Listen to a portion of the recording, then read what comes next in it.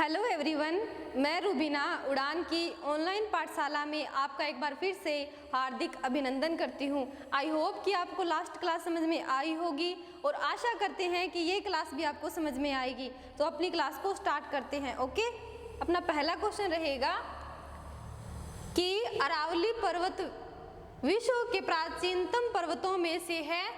ठीक है, तर्क दिया गया है कि अरावली पर्वत राजस्थान के को दो प्राकृतिक भागों में विभाजित करती है। ये कथन दिया गया है, इसके आधार पे ये तर्क बताया गया है कि क्या ये कथन है जो ये तर्क इस पे सही बैठता है या नहीं बैठता। ठीक है, तो अरावली पर्वत विश्व के प्राचीनतम पर्वतों में से है, बिल्कुल सही है। अरावली पर्वत राजस्थान को दो प्राकृतिक भागों में विभाजित करती है, ये भी सही है। लेकिन अब हम चेक करते हैं क्या जो ये कथन दिया गया है, जो इसका तर्क बैठता है, इसका कारण बैठता है, वो क्या सही है। ठीक है, तो ए ऑप्शन है, ए और आर दोनों अपने आप में सही है। आर ए का सही स्पष्टीकरण है।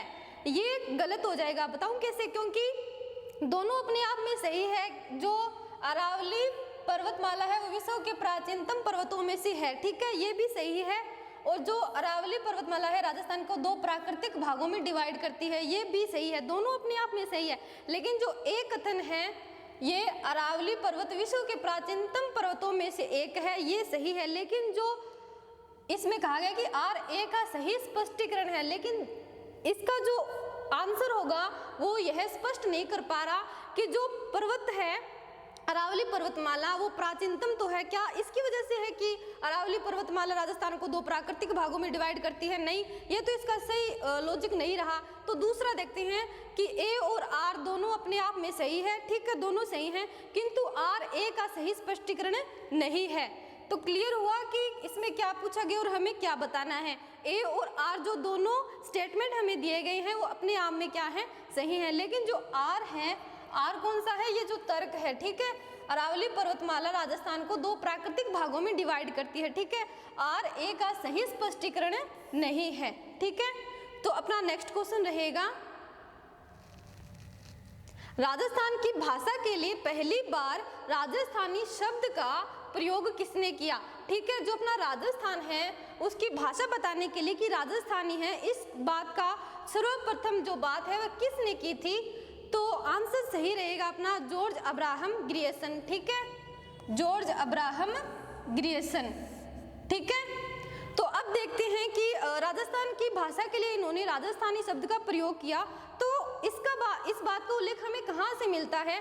तो इनकी एक पुस्तक है लिंग्विस्टिक सर्वे ऑफ इंडिया, उसमें नाम लिखा गया है कि राजस्थान की जो भाषा है वह कैसी है, राजस्थानी। ठीक है, linguistic survey of India,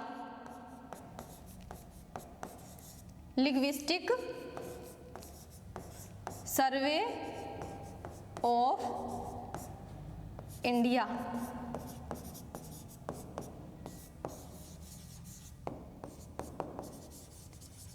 linguistic survey of India किसकी बुक है? जॉर्ज अब्राहम ग्रियर्सन की। ठीक है, इसमें क्या वर्णित है कि जो राजस्थान की भाषा है वह किस प्रकार की है, राजस्थानी भाषा है। किसने बताया? जॉर्ज अब्राहम ग्रियर्सन ने। कौन सी बुक में बताया? तो बुक का नाम क्या आता है? Linguistic survey of India. Clear? अपना नेक्स्ट क्वेश्चन रहेगा कि दूध के स्राव के लिए उत्तरदायी हार्मोन है, तो सही आंसर रहेगा ऑक्सीटोसिन हार्मोन। ठीक है, किसके लिए? दूध के स्राव के लिए कौन सा हार्मोन है? Oxytocin hormone. ठीक है, अपना नेक्स्ट क्वेश्चन, राष्ट्रीय सरसों अनुसंधान केंद्र अवस्थित है?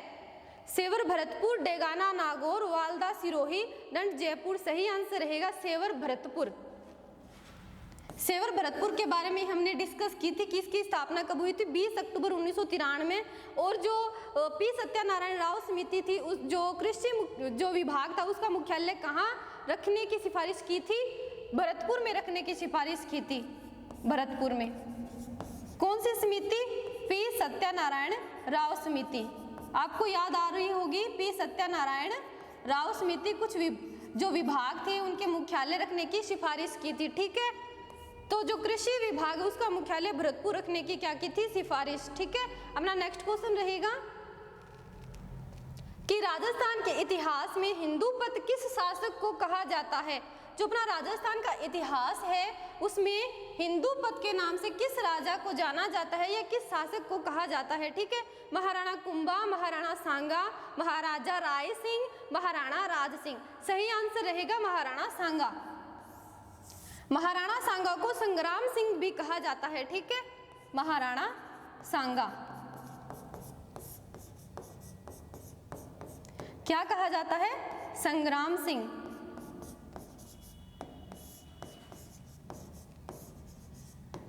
इसे किस नाम से जाना जाता है? हिंदूपत। ठीक है, हिंदूपत के नाम से। और इसके अलावा इसे सैनिकों का भग्नावशेष भी कहा जाता है। ठीक है, सैनिकों का भग्नावशेष।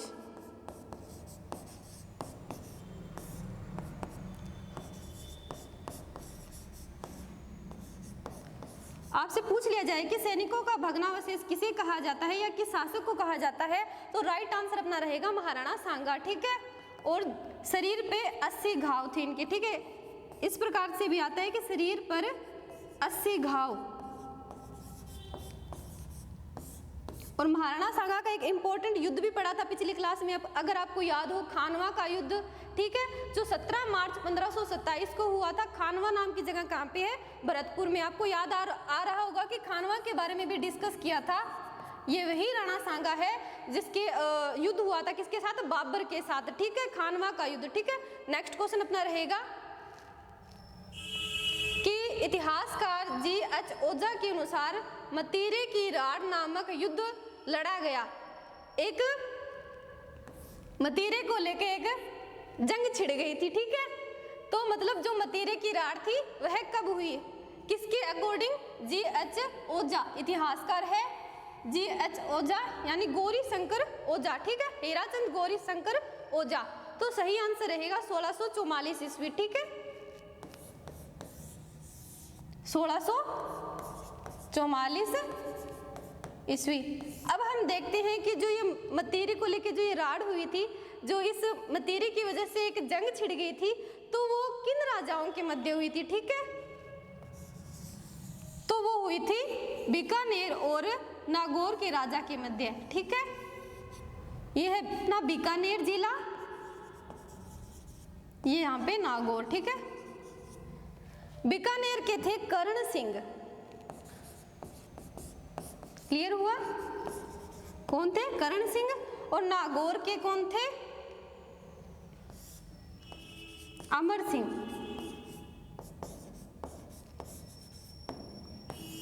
ठीक है, बीकानेर के कर्ण सिंह और नागौर के अमर सिंह। ठीक है, क्या हुई थी?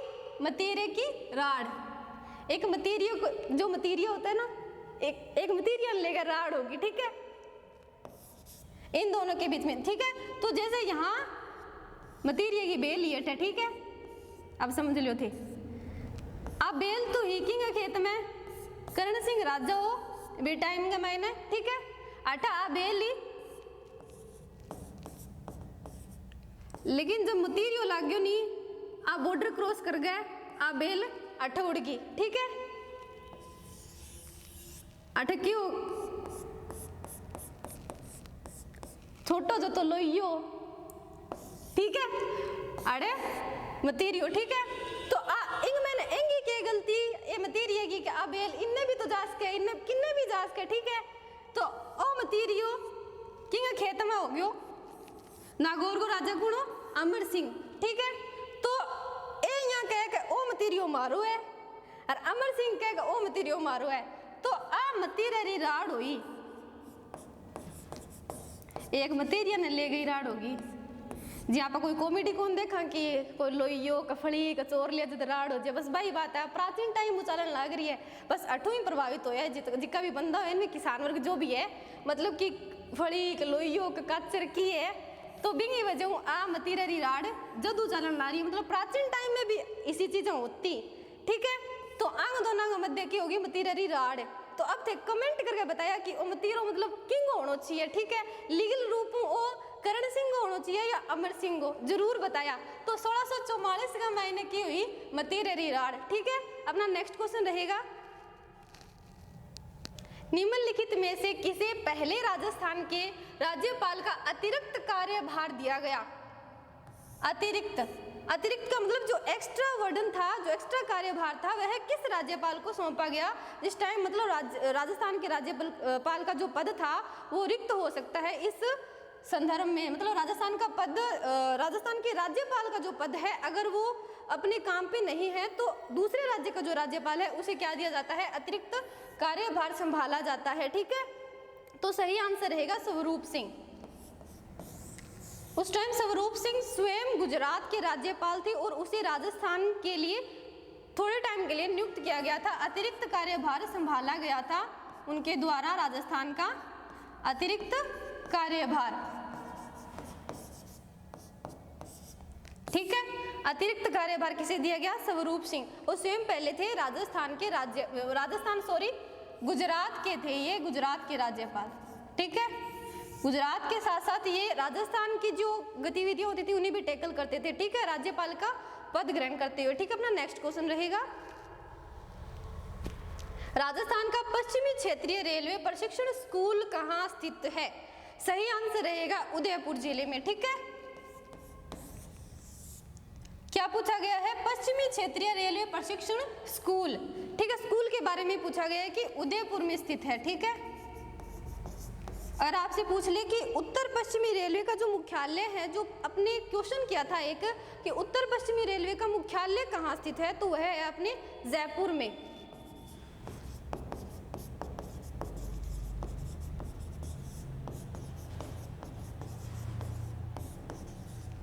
रेलवे का मुख्यालय हेडक्वार्टर कहाँ पे है? जयपुर जिले में। ठीक है, और भारत की पहली ट्रेन कब शुरू हुई थी? 1853 मुंबई से थाने, और राजस्थान की 1874 बांदीकुई दौसा से लेके आगरा फोर्ट यूपी। आपको याद आ रहा होगा, ऐसा क्वेश्चन हमने किया था। ओके, नेक्स्ट क्वेश्चन अपना रहेगा कि एकी आंदोलन की शुरुआत सन 1921 ईस्वी में मोतीलाल तेजावत ने कहां से की थी? ठीक है, तो सही आंसर रहेगा मातृकुंडिया। ठीक है, एक जगह का नाम है मातृकुंडिया जो कि चित्तौड़गढ़ जिले में है। ठीक है, कौन से जिले में? चित्तौड़गढ़ में। कौन सा आंदोलन? एक ही आंदोलन किसने शुरुआत की थी? मोतीलाल तेजावत ने की थी। अगर बात करें मोतीलाल तेजावत की,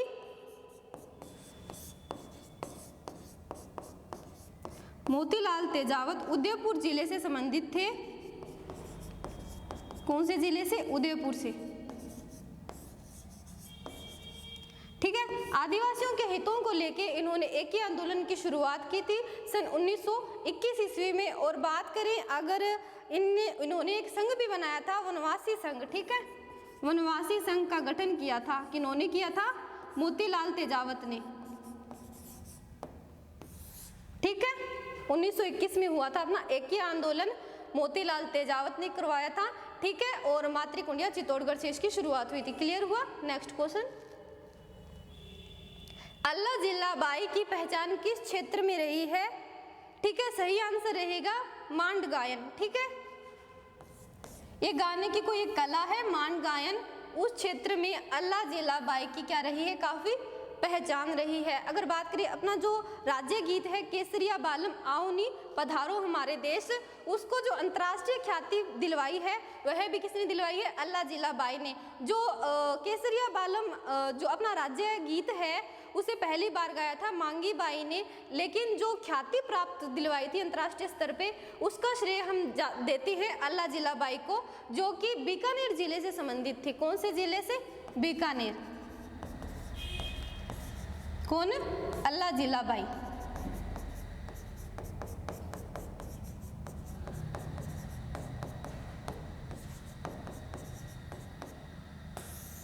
बीकानेर से। और जो मांगी बाई थी जिन्होंने पहली बार जो राज्य गीत है उसे गाया था वह थी उदयपुर जिले से मांगी बाई। क्लियर हो रहा है क्वेश्चन? सबसे पहले तो गाया था जो अपना राज्य गीत है केसरिया बालम आओनी पधारो मारे देश, उसे सबसे पहले तो गाया था मांगी बाई ने, जो कि उदयपुर जिले से संबंधित थी। और जिसने अंतर्राष्ट्रीय स्तर पर ख्याति दिलवाई थी अपने राज्य गीत को, उसका श्रेय जाता है अल्लाह जिलाबाई को। ठीक है, इतना समझ में आया? ओके, धन्यवाद। आई होप कि आपको ये क्लास अच्छी लगी होगी। ठीक है।